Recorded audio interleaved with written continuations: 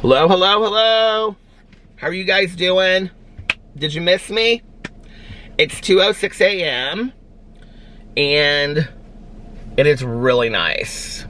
It says it's 83 outside, but I know it's nice, but it's not 83. It's really warm though. Let's see.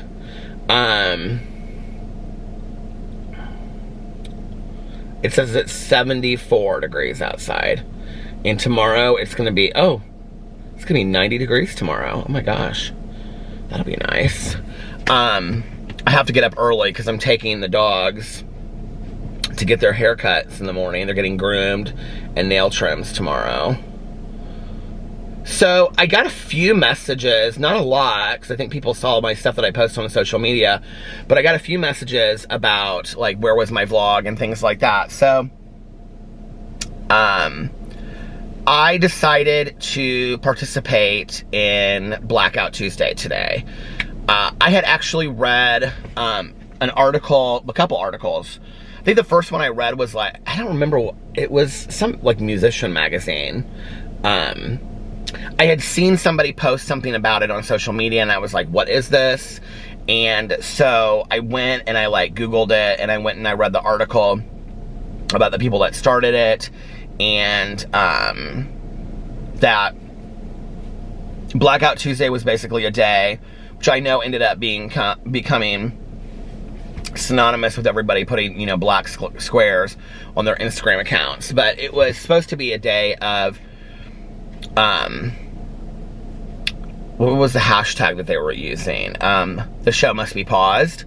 And it was basically, it started in the music industry, and they were saying, we just need a day of reflection and education on how to move forward in a positive manner. And as a way to, if you're white, to learn how to be not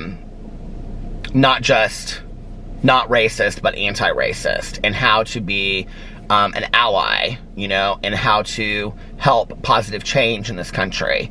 And so it was about, learning about resources and educating ourselves and things like that. And so I'm always a person that believes in, reflection and evaluation and things like that. I think, I've spoken to that on my channel many, many times when it comes to my recovery and things like that. So I was actually, I had read the articles, and I was coming out here. I already started my Diet Coke, right? I just started it. But I had, read the articles, and then I was coming, I woke up last night to come out to my car and vlog, and I was sitting here, and I have this on. Why is it still so cold in here? Maybe I'll just turn it off and roll down the window. It's nice outside. It's really silent in Indianapolis too. I noticed that it was kind of like, in a weird way, almost eerily silent. But I was sitting here in the car and I was listening to some music. I found this song yesterday. I heard it and it came out in 2019, but I had never heard of it before. And I don't know why, but when I started listening to it, I ended up downloading it and buying it. When I listened to it, I just started bawling my eyes out. It's such a beautiful song, and the song is called, it's gonna start playing on here. Let me turn my volume down. It's called If the World Was Ending by J.P. Sachs and Julia Michaels. It's such a beautiful song. So I was sitting in my car and I was listening to it, and I was just thinking about everything that has been happening in our country the last 2 weeks. And I just got so incredibly sad,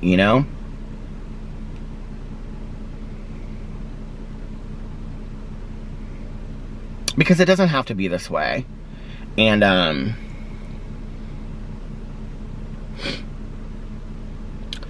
and so I was sitting here, and I had read one or two articles, and then I was going through Instagram, and somebody had posted the black square, and then I saw somebody else post a black square. And so I went and I like read another article about it. And I was like, you know what? This is a day of, like, I believe, you know, like I said, in reflecting and evaluating. And so I thought, I believe in this. You know, as a positive day of reflection. Now, there's been a lot of, like, people that have come out and said that this, they don't agree with this, and vice versa. And, like, when I first posted last night, I, like, posted, like, hashtag Black Lives Matter, because that was, like, part of, like, what some of this stuff was saying. And then people were coming out and saying, and this happened all within a matter of, like, an hour and a half or two, that I was, like, on Twitter and stuff late last night. And then people were coming out and saying that if you're going to do it, if you're going to participate in it, don't hashtag it Black Lives Matter, hashtag it Blackout Tuesday, because, or, the show must be paused, which was the hashtag that many of the musicians were using. The show must be paused because they were taking a day to educate their staff, or look at resources that they could donate to, or, you know, talk about links that lead to resources that are helpful and things like that. It wasn't supposed to be a day of just a take a break day. It wasn't supposed to be that. It was supposed to be a day to, educate ourselves and look at resources and have a discussion on social media, and not be afraid to have a discussion on social media. And if, you know, like,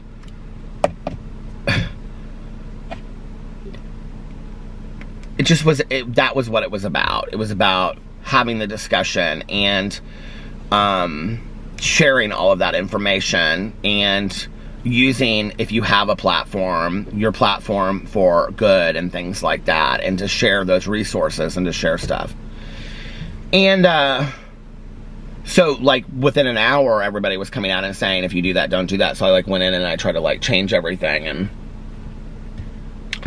And but that's what I did today. I spent the day, I listened to a lot of music that my mom listened to, you know, kind of like music for a movement, so to speak, or whatever. Like, music that she would listen to, that, you know, she would tell me stories of the civil rights movement, and songs that meant a lot to my mom. And I listened to, like, live versions of, you know, some of this music, and I thought a lot about, like, the stories that she had told me over time, you know,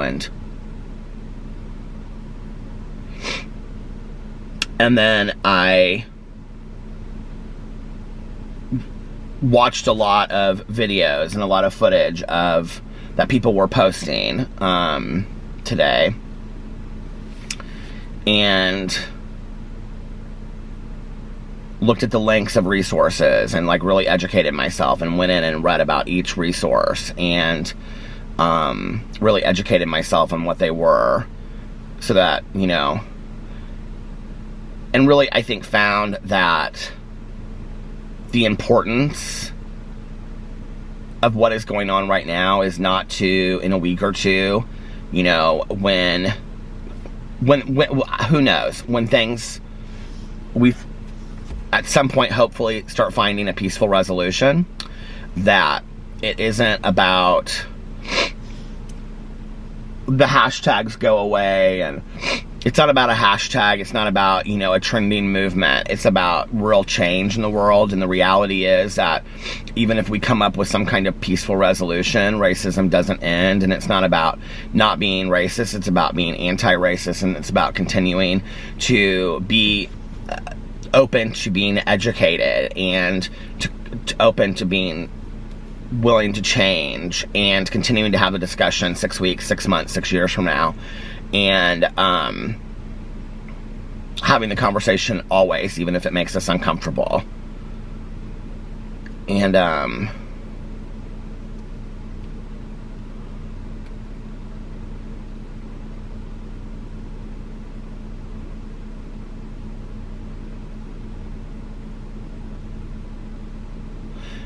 There's a booktuber that I adore, and her name is Francina Simone, and she put out a video, and I posted it on my Facebook and my Instagram and my Twitter, so if you want to see it, it's on my Twitter. But I think it's called, this video is brought to you by oppression. And it's her just sharing her experience, like, you know, going through this. And at one point, she said something to the effect of, like, she's been reached out to by a lot of people saying, like, you know, can you come up with a list of books that are, you know, that talk about white privilege or, you know, anti-racism. And she was like, no, just because you haven't read those books doesn't mean that my job is to rush out and, you know, get a list of them together for you by Thursday. She's like, you know, you go do the work. And I encourage all of you, I'll link the video below, and I encourage all of you to go watch this video, especially if you're white. She talks about the importance of getting uncomfortable. Like, let's get uncomfortable, right? Like, she's had to be uncomfortable all her life. And it's a really powerful video. And then I went and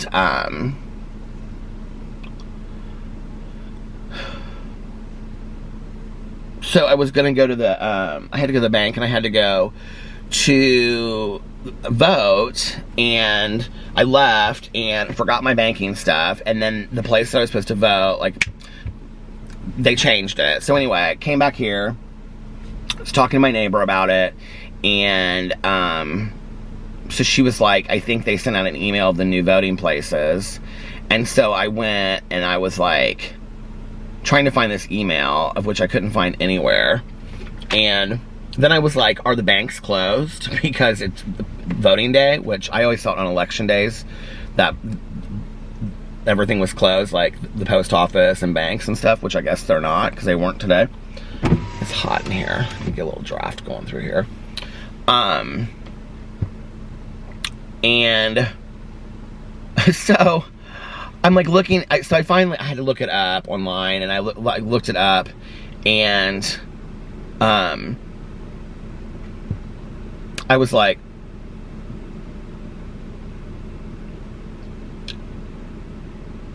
oh, when I looked at it, it was like, there were 2 voting places that were the closest to me, that were like a half an hour away, were Broad Ripple High School, which is where my mom went to high school with, and North Central High School, which is where Caroline went to high school. And I was like, oh my God, these are like huge high schools, right? Well, Broad Ripple's been closed down forever, but. So I went to the bank and did my stuff there, and then I went to get coffee, and then I went to North Central High School, and I pulled in, and literally there was a line coming from the street, like, and it's a main thoroughfare, it's 86th Street, well, 82nd Street over there, but anyway, and it was like a line of probably 20 cars pulling in. And then there was a line from the parking lot going in of like people standing every 6 feet.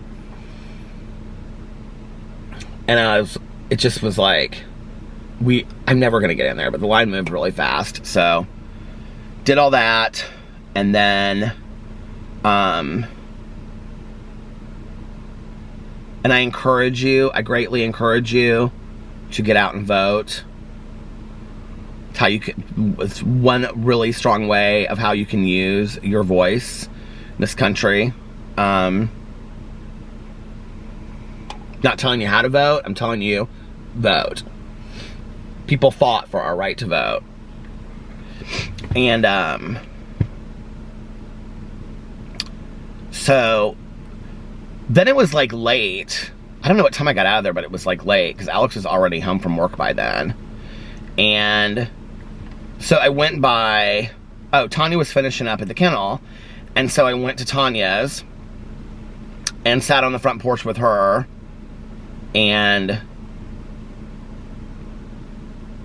we just sat out there, and it was like real peaceful, you know, like her kennel's like kind of out in the middle of nowhere, and she's got a lot of land, and it was just so peaceful, and we just sat there and kind of talked for a little bit, and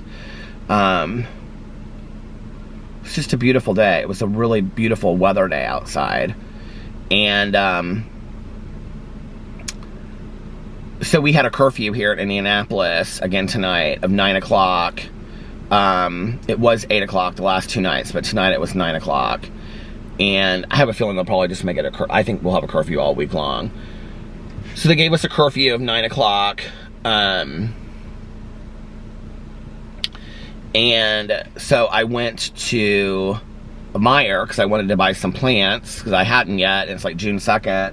And I'm like, this is what I did. Well, last year I think I bought plants for the patio and stuff.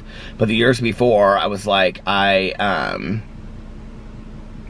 know, I said I was going to do the patio and then I never did. So I went to Meijer and I ended up spending way too much money on plants.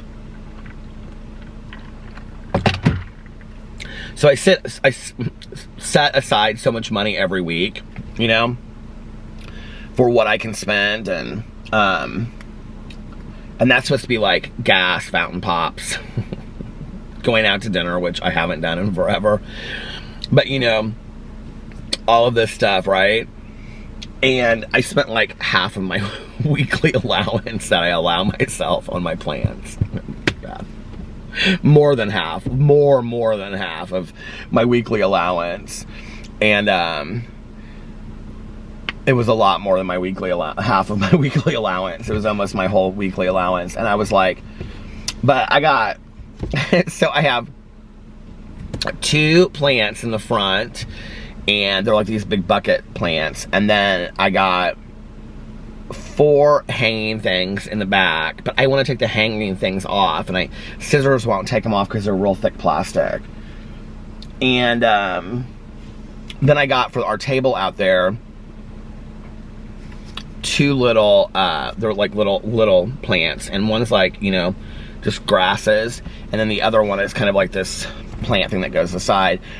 And then Alex actually, yesterday, came in the mail, this huge thing, and he, that he had ordered, I think he ordered it from Amazon, I think, I don't know where, but anyway, I'll have to show you the patio, and I'll show it in the vlog, maybe tomorrow or the next day, but he ordered this big thing to put our cushions in, because we have to bring our cushions in every single time it looks like it's gonna rain, which in Indiana is like every single night. And so,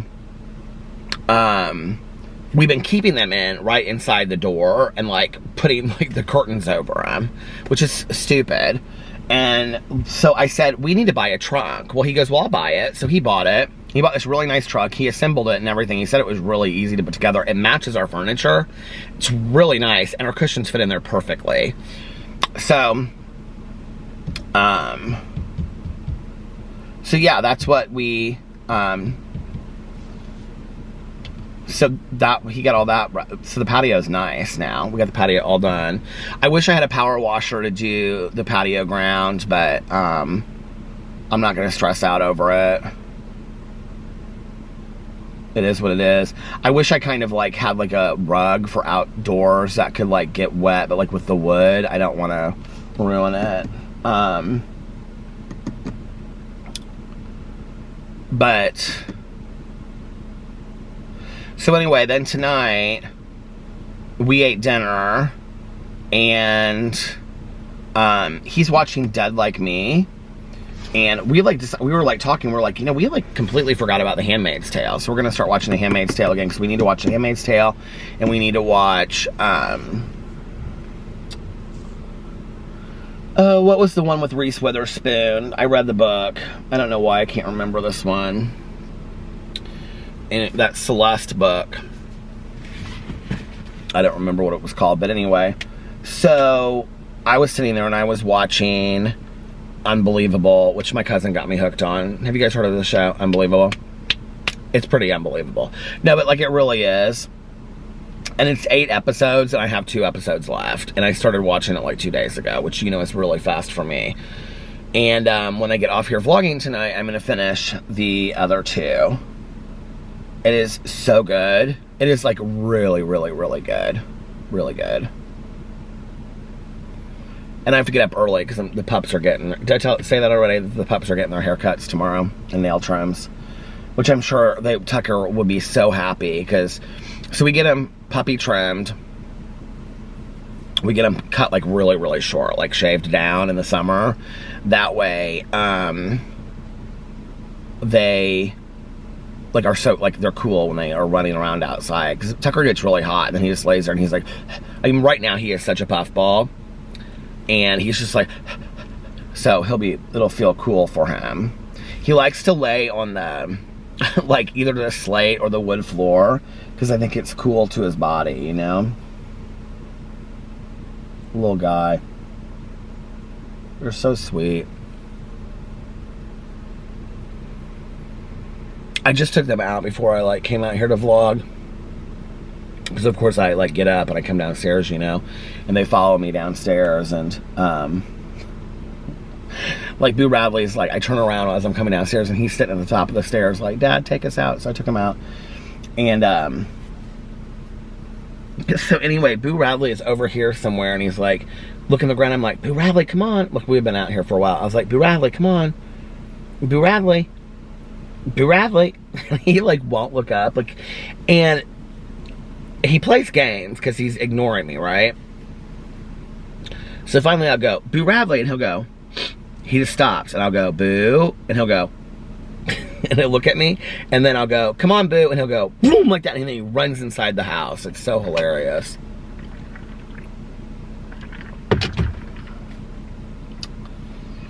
Oh, man. Our pool's supposed to open sometime. I don't know when. They keep on saying whenever pools can open in Indianapolis, which everybody that I know, their pool's open. I swear to God, if we lived 5 minutes north, my cousin Caroline has gone to the pool like every single day.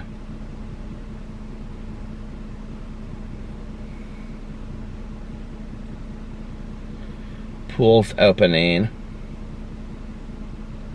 in Indianapolis. I don't even think they've started working on it yet.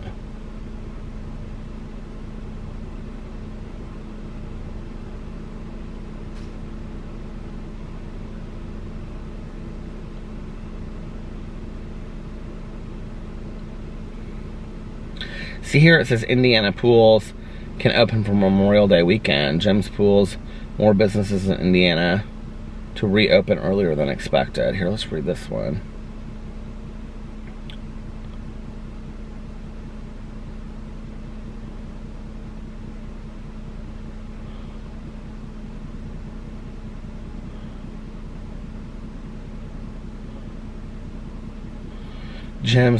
My gym is open. I got my email about my appointment for tomorrow, and I texted her and I said, I'm not going to be able to come in for the next 2 to 3 weeks. Community pools, campgrounds can be open. But this is not Indianapolis. This is Governor Holcomb. And this, I think, started on May 22nd. Wait. It started on May 22nd instead of May 24th. So we should be a week behind that. So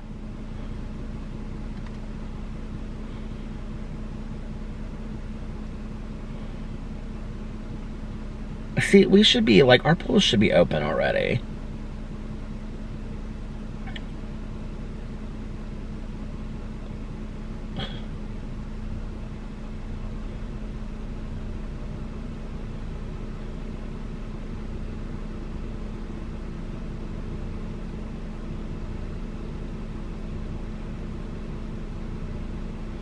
Here it says Indy Parks pools will open on half of their pools on May 25th.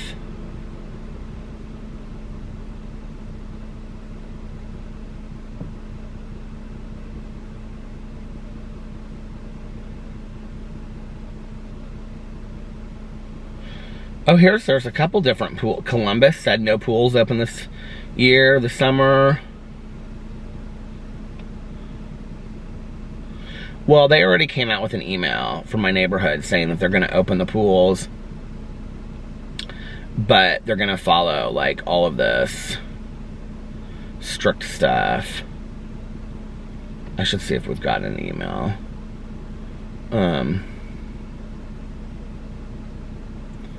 About it. I'm sure we haven't. But like I said, she likes to send out emails about every little thing.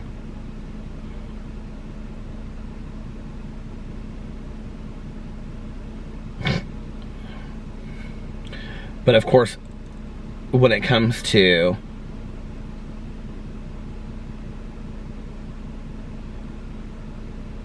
how do you search for emails on your phone? Search.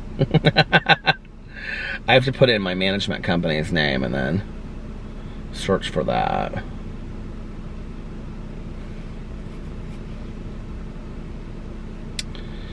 Nothing since, I can't believe this. I haven't received any emails from them since, about the van. Pool rules due to COVID. Please see attached. Okay. The pool rules are only, that's stupid. Okay. I mean, the rules aren't stupid, but like it's like 5 rules. They're the rules that we already know. Okay. She's attached communication from the board. Pools and tennis courts.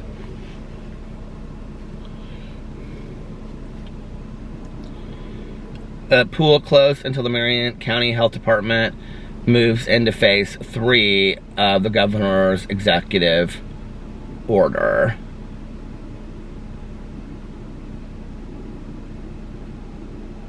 Well, we're there.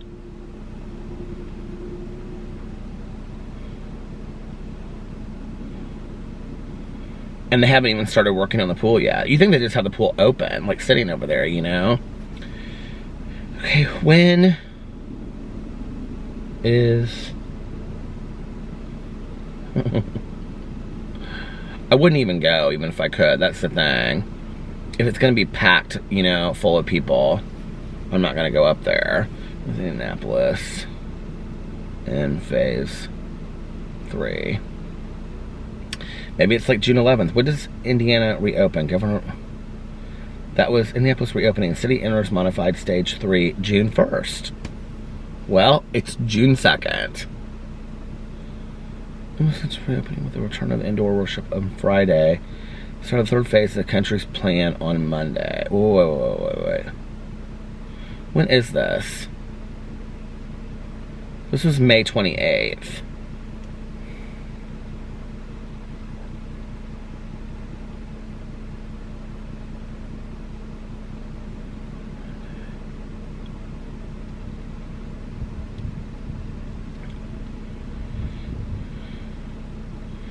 So starting on Monday, the limit on public gatherings will increase to 50 people. So you can be around 50 people. Also on Monday, non-essential retail, including malls, can operate at 75% capacity, and indoor dining can resume at 50% capacity. Personal services such as salons and tanning will reopen June 1st by appointment only, with requirement that all staff and patrons wear personal protective equipment or PPE. Gyms and fitness centers can open at 50% capacity with special sanitation measures in place. Tennis courts, basketball courts, and non-contact sporting fields can also open at 50% capacity. Bars, nightclubs, movie theaters, tourism venues, bowling alleys, and arcades will remain closed during stage 3 as they are statewide.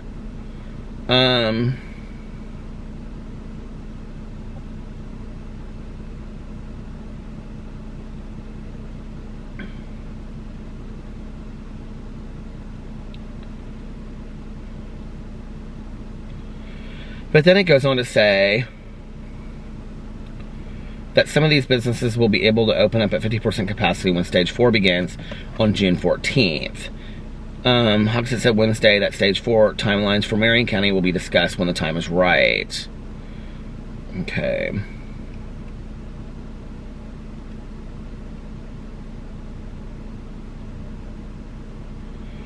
He also announced the launch of Indy.gov/masks, a site where residents can request free washable masks. Officials hope to begin delivery within the next 30 days. Wow, that's great.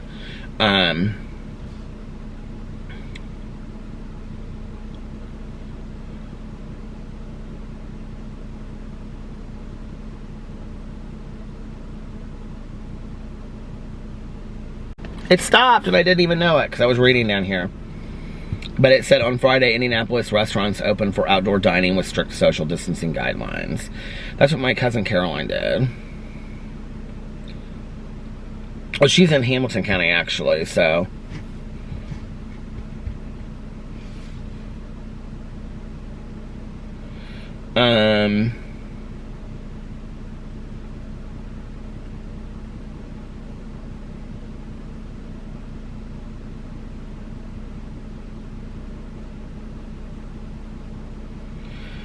So, I don't know. It looks like it should be open.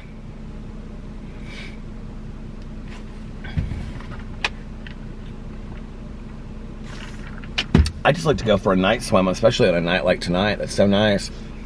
But if we're supposed to be inside for curfew, we probably shouldn't be out at the pool anyway, you think? Well, the pool closes at 11 anyway, so it's not like you can be out till 3 o'clock in the morning. But if you have to be in at 9, you know. I've always loved night swimming. I don't know what it is about it. I have to tell you though, it's always scared the hell out of me. Because the pool light at the end, I like to dive underwater. I like, you know, I'm an only child, so I played games and pools the whole time that I was growing up. You know, I would play diving games, and like down here we have like one of those ropes, you know, that separates the deep end from the shallow end. Our pool down here is like a backyard pool, so it's like the shallow end is like 3 feet and the deep end is like 10 or 12 feet. It's like really deep, and it's a nice pool. And so like separated it, they have like a cord, so till to this day I like play on I play in the pool, play on the pool cords and stuff like that, you know. And I always did, like when I was growing up, I'd do handstands, and, you know, I'd have a ball and I would, like, you know, throw it against stuff and, you know, dive for pennies, and I did all of that stuff. My mom was really good when I was growing up, like when I was younger, about, like, playing with me in the pool, like, you know, playing games with me and stuff, and, so I was like, and I would come, you know, I hung out with Caroline a lot when I was a kid. Like, let's say until she was probably 12 or 13, I hung out with her, like, every summer. We used to go to this, it was a country club, but it wasn't a country club, if you know what I mean. Like, it wasn't. I think it cost, like, probably, I don't know, $20 for the whole family, for the whole summer for us to go, you know what I mean? But it was, like, a place that you could go. It was, like, we didn't have community pools when I was growing up. Like, we had city pools. We used to go to the city pool a lot. Oh, my God, I loved the city pool. And I can remember going to the city pool, and it'd be so cold that all you would do is bounce, you know? And it always felt so crystal clean, like the city pool. And it would have, like, do you remember, like, the lines that it would have, like, on the ground, you know, and then it just was, like, ice cold. It was so nice. I loved the city pool. They open the city pools up this summer. Maybe I'll go to the city pool. I haven't done that in a long time. We have a city pool real close to us. Maybe I'll get Tanya Jean and make her go up to the city pool with me. And it's never really that busy throughout, you know. And they have the concession stands that they have. They have nachos at the city pool. And the water's always ice cold, though. It just seems like it's so cold. But they have, you know, Laffy Taffy, frozen Snicker bars. Oh, God, I love frozen. Do you love frozen Snicker bars? I love them so much. Frozen Snicker bars and all that stuff. I loved going to the city pool when I loved just going to the pool. So Caroline and I would go to this pool, and it was this country club by us, but like not a country club because we never belonged to them. My mom always wanted to belong to a country club, and my dad said that he thought that was stupid. We weren't doing that. My dad's real anti-country club, and so we never, like, so we went to this one country club. I can't remember. I think it was what it was called, but it's called Devon Country Club. I remember it was like literally like a city pool, but a smaller pool. And you would go in, and you know, you had the little thing that was, what do you call it, the tag that you like would take with the safety pin, and you would put on your bathing suit, you know. And then we would go in and we would swim all day. And I remember we would play games on the diving board. Like, there would be a bunch of us, and we would sit on the side and we would play games and stuff. And then there was this woman who lived across the street from my aunt and uncle, and she just, like, I don't know what she ended up, like, what she owned, but for that neighborhood, it's still, the house is ginormous today. It's like the only one. Do you have like one of these in your neighborhoods where like all the houses are like pretty normal, and then that one person who like built on either side and like put a pool, like she has that kind of house, right? It's kind of like an atrocity, honestly, but she had this really great pool out back, and she had like a black wrought iron gate around her pool, and so the kids in the neighborhood were allowed to use the pool whenever they wanted, and so during the day, and so we would go over there a lot, and we would play this game. I remember we used to play this game where we would like run off the diving board, and then somebody would say, what's the color of your toothbrush? And you have to go blue before, like, but you'd have to jump off the diving board before, like, you jumped into the water. And then, like, you'd run off the diving board and somebody'd say, what's your favorite TV show? And you'd say, Happy Days. And I used to always do this thing where I do, like, the Fonz, and I would go like this. Like, I was the Fonz diving off the diving board. I talked to Caroline today on the phone for a while. It was weird. We had such an interesting phone conversation. And I'm always the one that, like, brings everything up, you know, and we were talking about, like, what our moms would say about everything that's going on in the world right now, and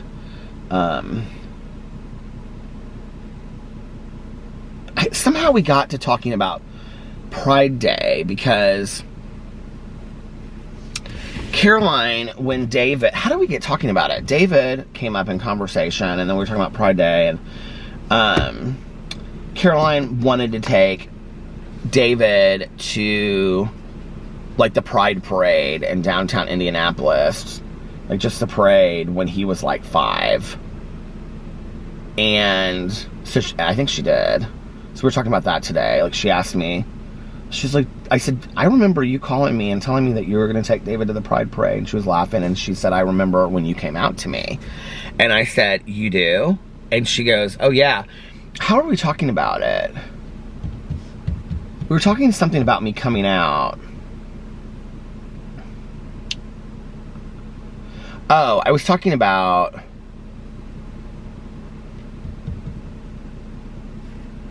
she was saying, you know, that was interesting because if you would have looked at her mom, like, you would have expected that her mom was somebody that, because of how she dressed, because her mom was always like, you know, very professional, black, like St. John suit, big sunglasses, hair like perfectly coiffed, dark, you know, she always had really dark hair, black hair. She colored her hair was like black her whole life, but she had that color hair anyway.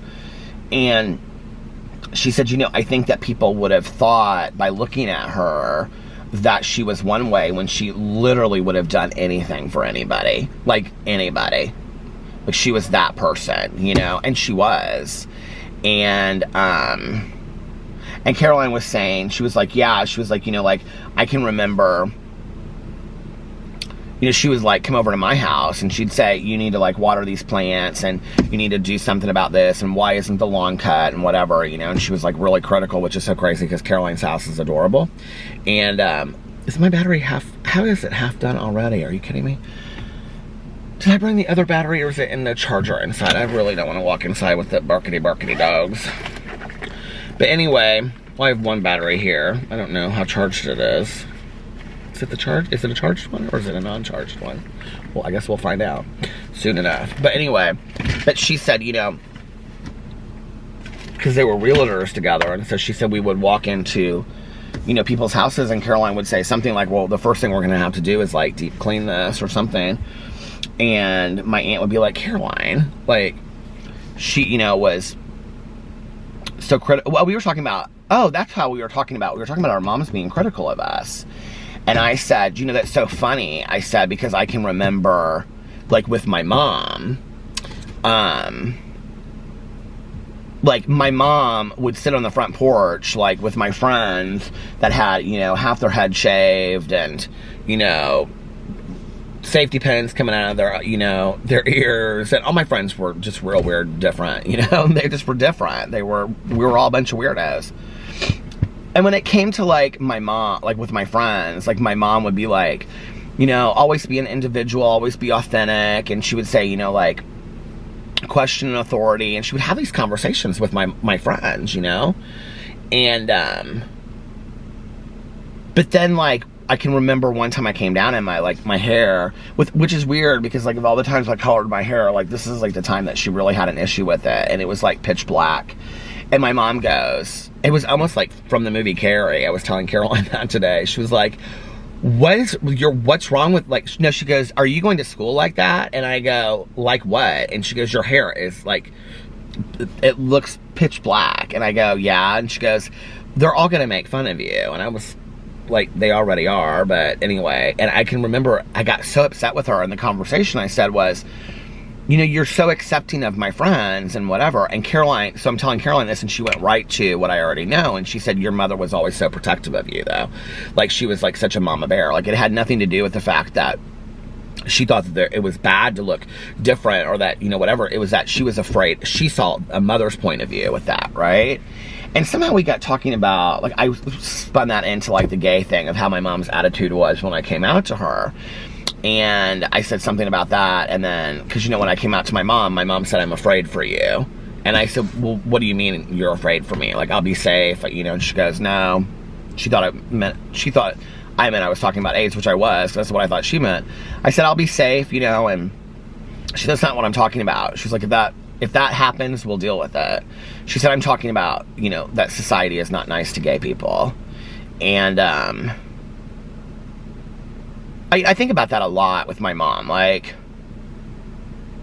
at times that I probably stood back and didn't say things. At times that I probably should have stood up and said things. When people were,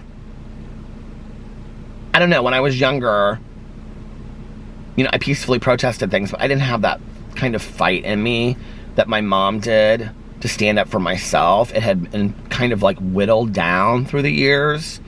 I think by going to elementary, junior high, and high school, and by being bullied, like, I didn't have any fight in me left to, like, fight somebody over whether or not they liked me because I was gay or not. So, you know, if I was in a gas station, now today, I will tell you, I will act completely different. And this has happened literally in the last 5 years. You know, like, I'll say something, or I'll start moving a certain way, or I'll talk to somebody, and, like, I'll notice, like, the guy, I'll be like, oh, hey, how are you? The battery died. I literally put the battery in upside down, and I could not get it out. And I had to, like, so it, like, hit the other side of the camera, and it came flying out. But what I was saying, like, you know, like, I'll say something, now it's hot in here, and I do have to turn the air on a little bit. I'll say something like, you know, this has happened to me a couple times. I'm in the gas station, like, to the person that's working there, or if I see somebody or whatever, and, like, as soon as I open my mouth or something, I'll notice, like, the guy behind me kind of, like, laughing to himself.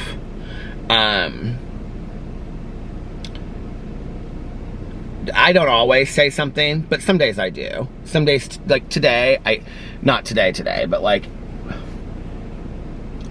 some days I do say things. Like, I'll say, like, is there a problem? I'm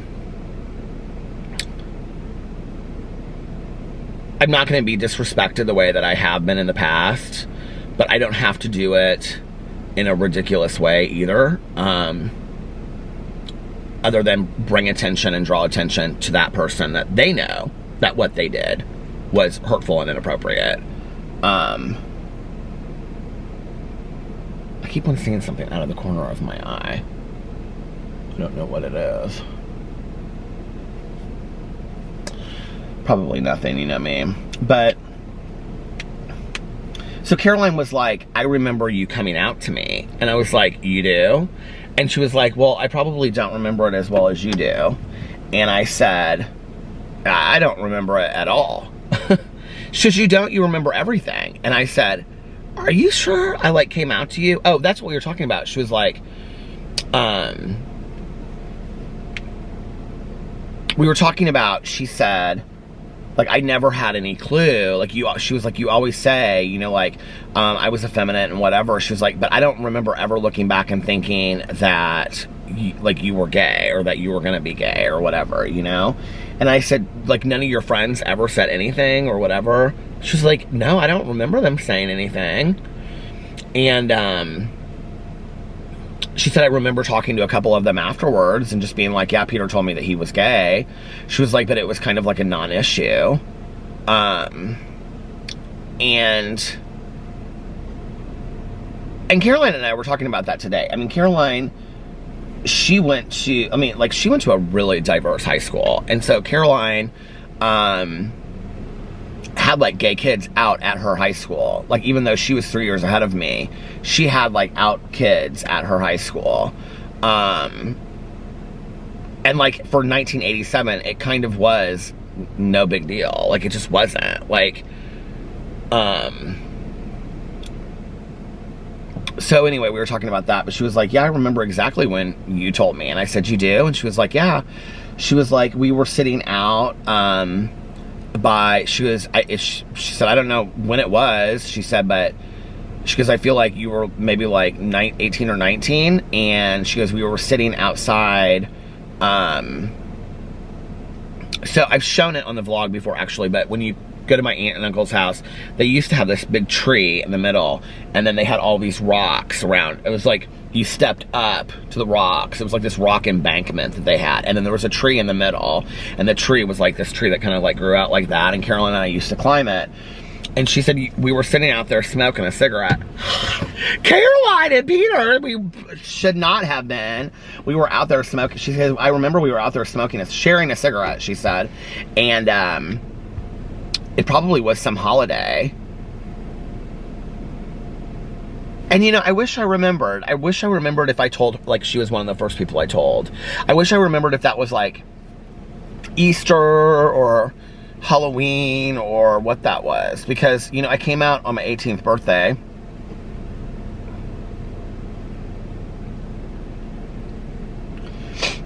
It's crazy to think I came out 30 years ago this month. I graduated from high school June 1st was my graduating day. So yesterday, I graduated from high school 30 years ago today. And today is would have been my mom's 25th sobriety birthday. And I look at all of that and I think, where's all the time gone, you know? I've been crying so much the last couple days about the state of our world and everything else. This should be nothing new, but I know I don't have any damn Kleenex in this bag. I should at least buy some Kleenex and keep them in here.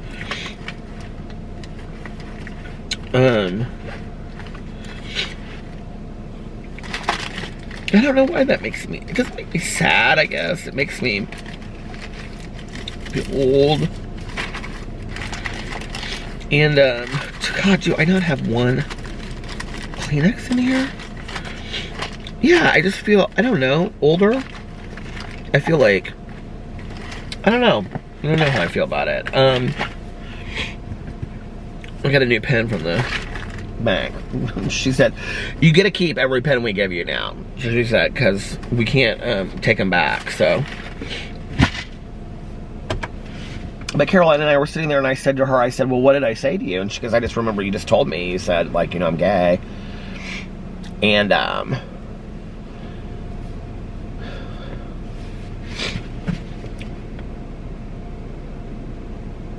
I remember Caroline, I said this to her, I said, I remember you saying to me like 15 years ago, I was talking about like a friend of mine who had come out to his parents after like a really long time.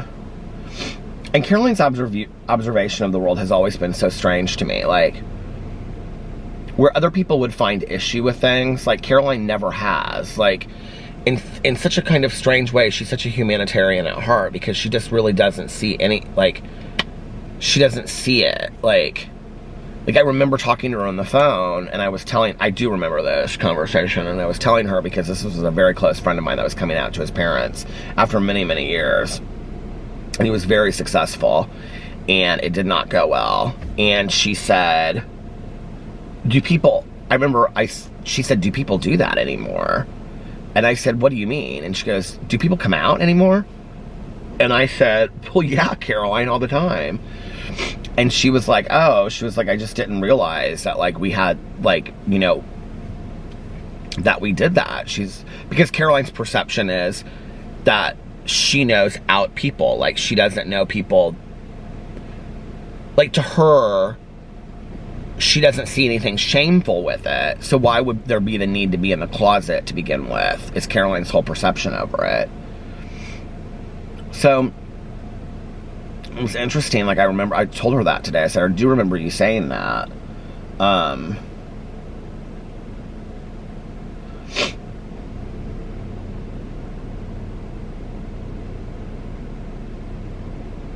It's weird to think of myself sitting down and, like, having that conversation with her. It's also weirder that I don't have any recollection of it. I don't remember really, like, I remember coming out to my mom. I remember coming out to my dad. I vaguely remember coming out to a few of my friends.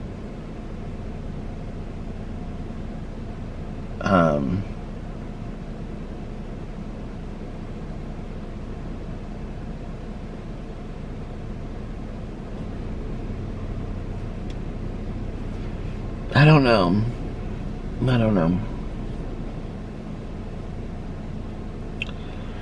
You know, when I was coming out, a lot of us would say that we were bisexual, or that we liked, you know, but for us, I think it had a different meaning than true bisexuality. I mean, I truly understand bisexuality. I think I do. But for us back then, it was just a way of getting more comfortable. I don't know. That's so strange to me. I look back on that and I think, why did we think the world was ready to accept us more for being bisexual than we did for being gay? Like, that's weird that I looked back and I think of it that way. You know what I mean? But that's what I thought. I don't know. And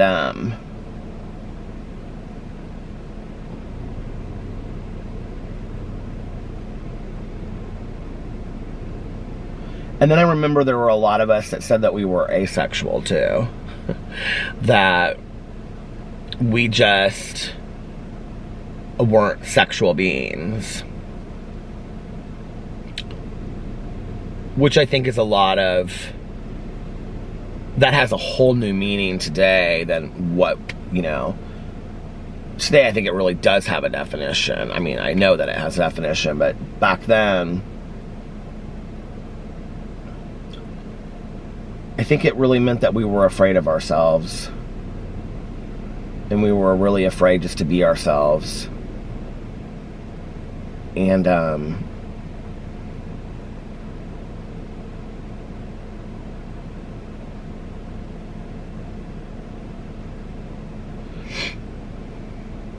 you know, you think about all that stuff that, like, most people... And I think today is different for some people, but you think about all that stuff that everybody went through, like when you were in junior high or in high school, like the first crush, first kiss, you know, first date, all that kind of stuff, and how that makes you, like, getting excited about it. Like, I want to, you know, look good for somebody. It makes you dress a certain way, or, you know... And I think all this stuff that we do in high school, where we, like, really try to find, like, we express ourselves and become ourselves, and, you know, I didn't do that until I came out. And then that was hidden by alcohol and drugs. So I think I was really suppressing who I really was. And, so I didn't really start working on that person until after I got sober. Which in all reality, you know, I got sober when I was 22 and a half, so I probably didn't even really start working on it and coming out of the fog until 25 or 26. And,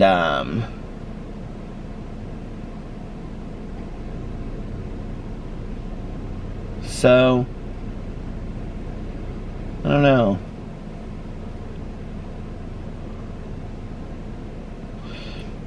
I guess I just feel like my journey is different than other people.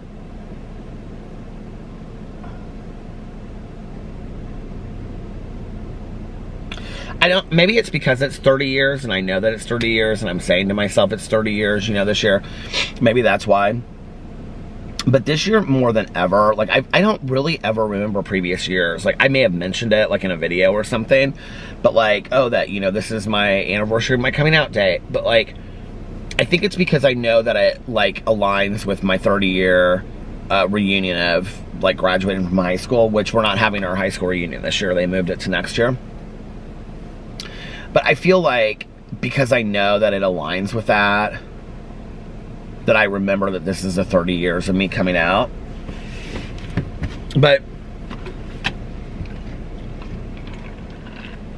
maybe that's why I'm mentioning it more.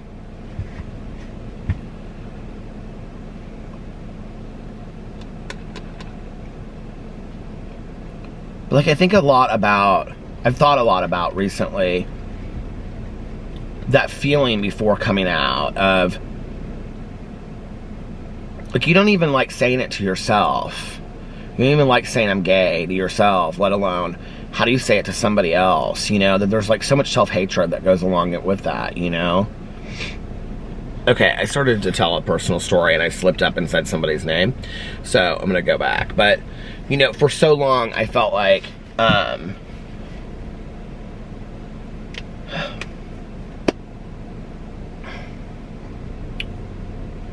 you know, people would say to me, they would weaponize the word gay. They would say, you're gay, and he's gay, and slam me into lockers and whatever, right? So the last thing that I wanted to be was what I knew I was in my head, that I knew that I was gay, okay? So when you talk about self-hatred, I don't think that I really wanted to admit to it, because if I admitted that I hated myself for being gay, then to some degree they had won. And I didn't want to give them that power. I didn't want to give them, I didn't want them to think that they had won, even though they would never have known, you know?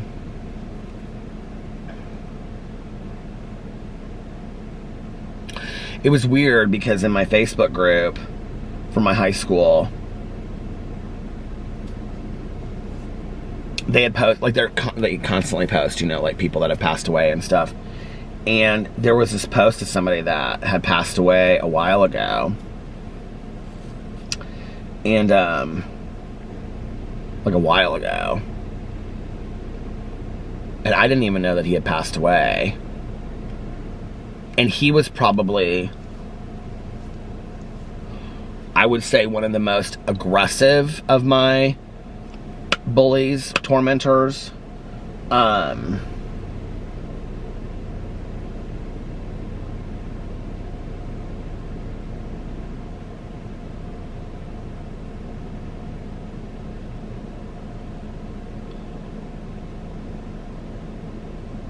And all these people were like writing these comments underneath there. I hadn't really thought about him. Like, he was somebody that I like really, like, he was somebody I was afraid of, kind of. And like, we kind of had some friends in common. He was definitely more of like the stoner group. And we had some friends in common outside of school. Like, you know, I was saying in my review channel the other day, I said something about like we would go to Perkins and we would eat there, you know, like late at night. And we would meet these girls and, well, guys too, that would be like, you know, writing, you know, fast in these notebooks. They would say they were writing like the next great Anne Rice, you know, kind of a la Anne Rice vampire novel. And they would have like all this like, you know, dark makeup on and dark clothing, and they would say they're vampires, and they, you know, their master lives up the street or something, their vampire master. And then we would like go to school and people would be like, so what did you do this weekend? We'd be like, oh, we went to Perkins and we met this girl named Julie. You don't know her, she's a vampire. We would just like, we thought we were so cool, you know? People were laughing that I said that, but it was true. That was how it was. We met people all the time. But anyway, he and I kind of had a run-in one time. My friends and I were driving around. I don't remember what happened really in retrospect, but he kicked my car or something like that and dented my car. And I never said anything about it. It was like a bad thing, and it was like a big deal. And I was always kind of like scared of him. And it was interesting because all of these people, and I'm not saying that he was a horrible human being. I don't know what he was like to all that. I know how he was towards me. That's only what I can speak of. He might have been the nicest person in the entire world to everybody else. But all these people in the comment sections were like, oh, he was so much fun and he was so nice. And I thought, isn't that so interesting? How two people can have such completely different perspectives of somebody, you know? I'm sure me too. I'm sure you ask two completely different people and one person would say, oh, you know, like this, and somebody else would say that, you know, about me. So, you know. But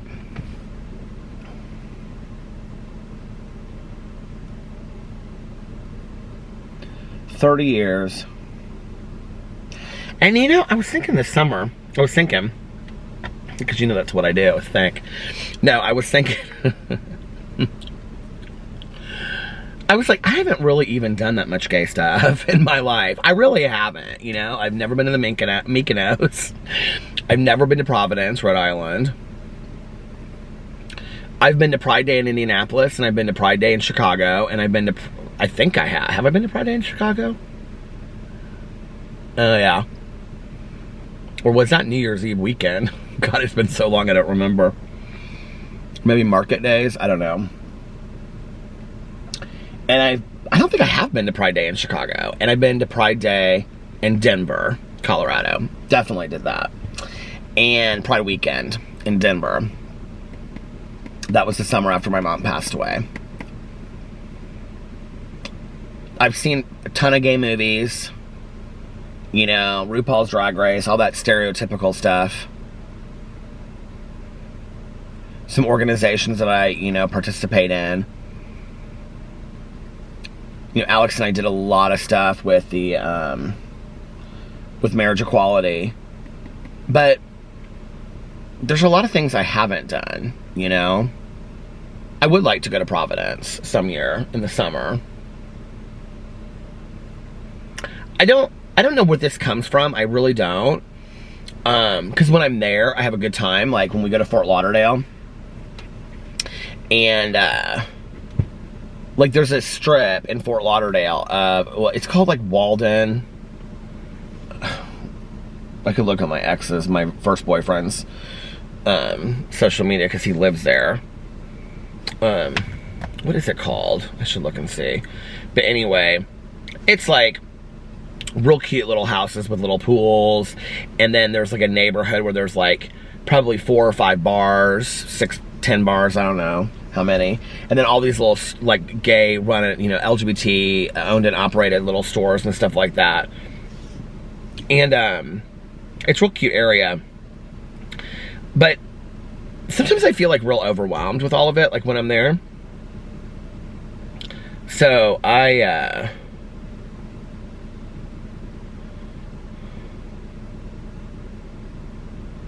sometimes I choose to, let's see.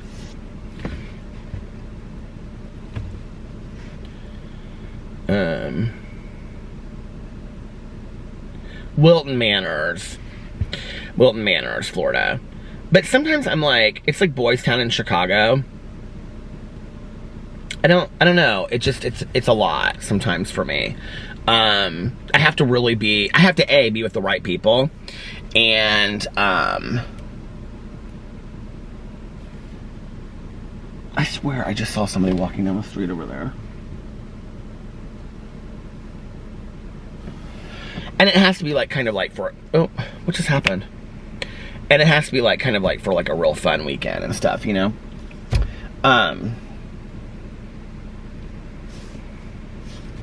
I think some of that goes back to, like, what I said before. You know, it's like, so many people, like, when I was growing up, they use these words against me as negative things to hurt me, that then when those things became my reality and I accepted them to be true, like, that was hard, you know? Like, A, it felt like they owned part of my story, which I've said before, but B, it felt like they were right.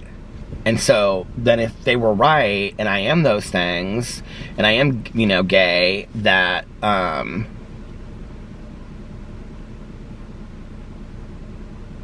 don't know if that makes any sense, what I'm saying.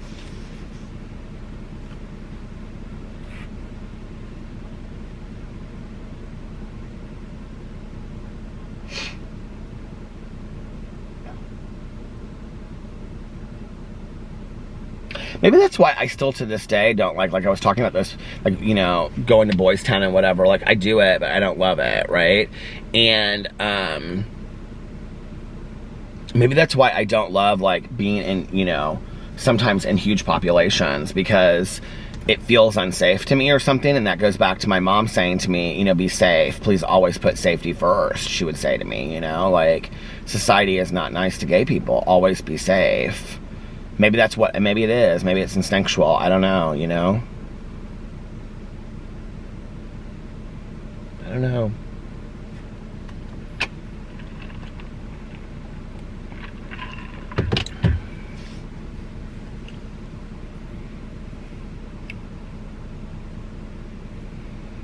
I'm excited to end this show tonight. I hope I have got to make sure I get up in time to get my dogs to the kennel to get their grooms. They're gonna get little new bandanas tomorrow. That's what we call them, bandanas. Bandanas. And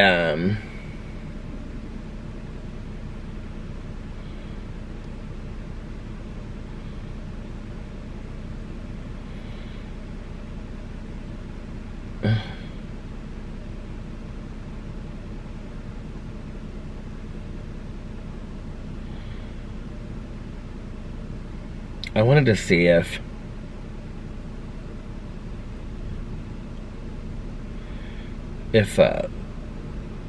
the protests in Indianapolis ended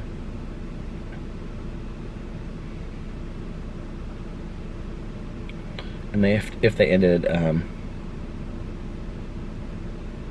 peacefully.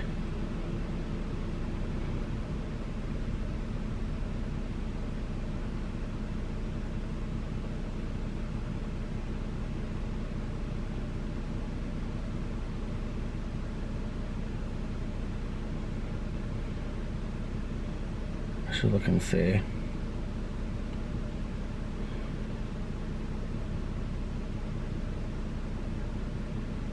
Hours ago. I don't know what Channel 6 News. What is Channel 6 News in Indianapolis? WRTV. 1 week ago. 1 hour ago.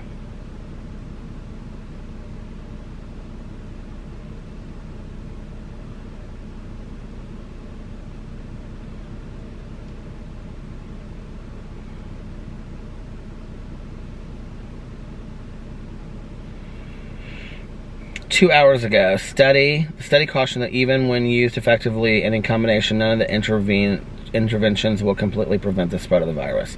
Study, masks, physical distancing are protection effective at preventing spread of COVID-19.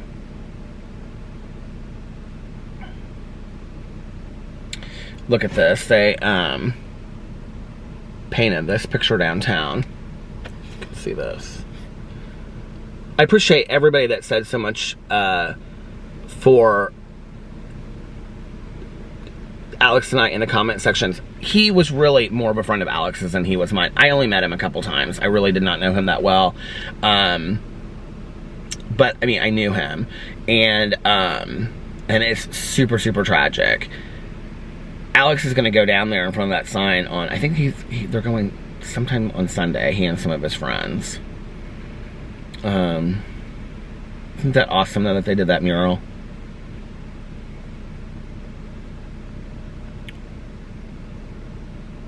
So sad.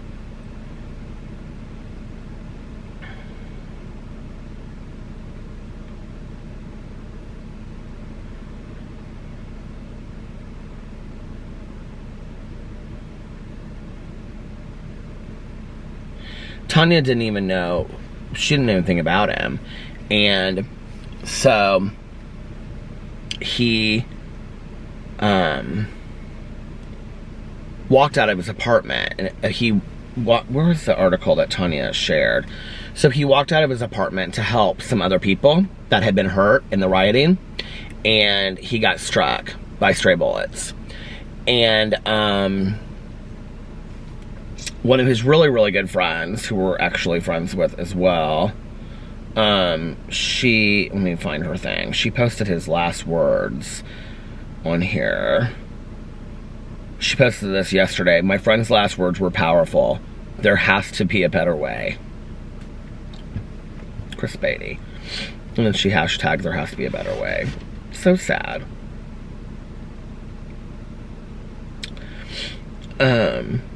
But Tanya had posted about it, and I said, did you know that he was like a friend of Alex's? And she said, no, I didn't know that. And I said, oh yeah, like he was like a really big part of that like whole social scene that, you know, Alex is friends with all those people, and I had met him a couple of times through like my friend Brittany and stuff, and years ago, and through some other people I had met him as well. Tanya said, I just think that story is so tragic. She was like, I just think it's so sad. And he was just trying to help people, you know?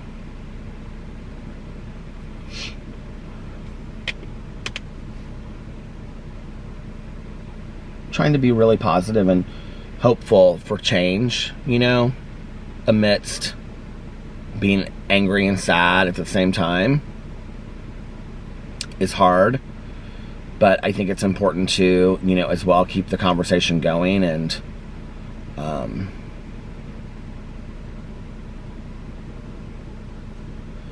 continue to educate ourselves and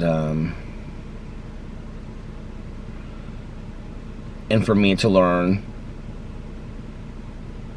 you know, continue to learn how to be a better person every single day that I wake up. What's the best way that I can do that? And that isn't just in one or two situations in my life, but in every area of my life, as well as racial injustices that are going on in our country.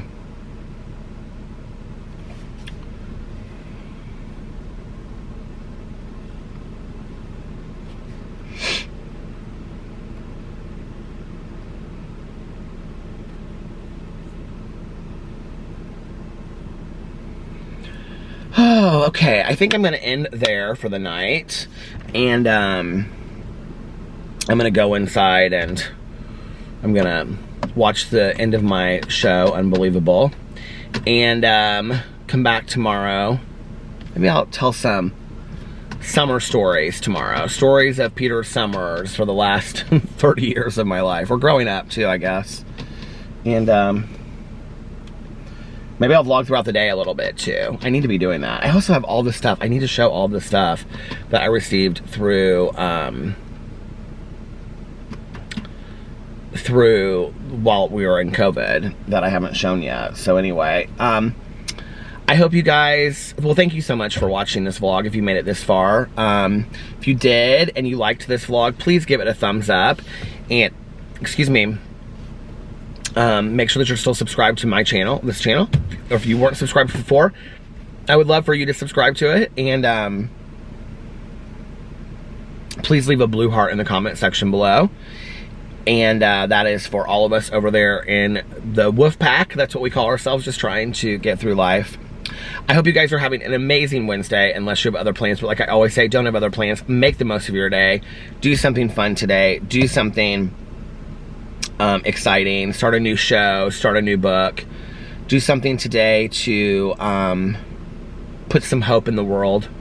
Do something today to continue to educate yourself, or to help educate, you know, others. And yeah, and do something today that will make yourself proud when you look back on it tomorrow or the next day or the next week or a year from now or a month from now or 10 years from now or 50 years from now or 20 years from now, 60 years, 69, family friendly, or 80 years from now or 89 years from now or 100 years from now.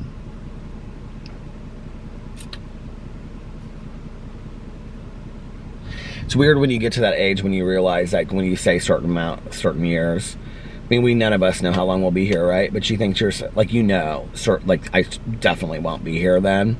And it's kind of a weird thought, you know? It kind of, like, puts your life into perspective to some degree when you think of things that way. Like, I won't be here, and no matter what, even if I had the best health in the entire world, you know? Makes you think of your life in a completely different way, I think. So, if nobody else has told you this today, I love you. Make sure that you look at yourself in the mirror every single day and you say, I love you, you are valuable, you are important, you matter. Do whatever positive affirmations you need to hear every single day. And before you go to bed at night, say, tomorrow when I wake up, tomorrow is going to be an amazing day. I'm going to be happy, joyous, and free all day tomorrow. I'm going to laugh and smile and put positivity out there in the world. And a lot of great opportunities are going to come my way and a lot of positive experiences are going to happen to me. And if I don't, then I can start, if I start having a negative day, I can start my day over whenever I want. When you get up tomorrow, look in the mirror and say, I love you, you are valuable, you are important, you matter. And all of your daily affirmations that you need to hear.